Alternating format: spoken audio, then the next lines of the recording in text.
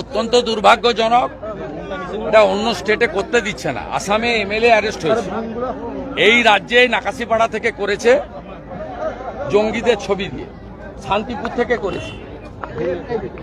এখানে এই সরকারের জন্য এগুলো হচ্ছে। যারা প্রো পাকিস্তানি পোস্ট করছেন, মন্তব্য করছেন, ছবি ছাড়ছেন, তাদেরকে একদম ভালো করে উত্তরপ্রদেশের দাওয়াই দেওয়া দরকার। যেহেতু এখানকার সরকার ভোট ব্যাংকের রাজনীতির কথা ভাবেন, তুষ্টিকরণের রাজনীতির কথা ভাবেন, তারা শহীদদের ক্ষেত্রেও বিভাজন করেন।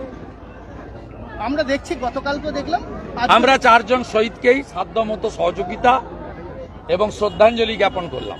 মুখ্যমন্ত্রীর একটা চোখ বন্ধ, 3 জন শহীদ পান।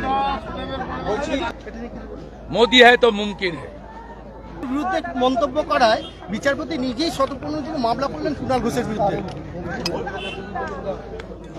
একদম কড়া শাস্তি হওয়া উচিত। ত্রিপল আর পোস্টার কোথা থেকে এসেছে? মহামান্য বিচারপতি রাজাশেখর মান্থার বাড়িতে আমার এবং অমিত শাহকে নিয়ে যে পোস্টার ছবি ফেলেছিল, যেখান থেকে তৈরি হয়েছিল, সেখান থেকেই মাননীয় বিচারপতি বিশ্বজিৎ বসুর বিরুদ্ধে পোস্টার এবং ওখানে বসার ত্রিপল এসেছে একই জায়গা থেকে। তখন যদি কলকাতা হাইকোর্ট মাননীয় বিচারপতি রাজাশেখর মান্থার ক্ষেত্রে কঠিন এবং কঠোর ব্যবস্থা নিতেন, তাহলে এই সাহসটা আজকে এরা পেত না। আমি আশা করি এবারে কলকাতা হাইকোর্ট যথোপযুক্ত ব্যবস্থা এই উচ্ছৃঙ্খল শাসক দলের বিশৃঙ্খল লোকেদের বিরুদ্ধে নেবে।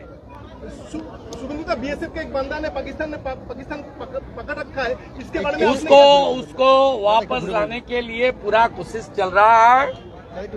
Day before yesterday flag meeting भी हुआ है, वो पूरा हेल्दी है, सेफ है, वो तुरंत वापस आ जाएगा।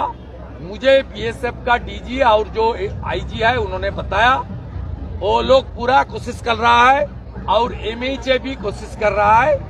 पीके साहू जी तुरंत आएगा। उनका पिताजी का साथ में मेरा बात हुआ है। बीजेपी की ओर से एक्सएमपी अर्जुन सिंह और 3 एमएलए हमारी विमान घोष, अंबिका रॉय, पवन सिंह मुलाकात भी किया है। और जल्दी तुरंत वापस आ जाएगा, ये मेरा उम्मीद है।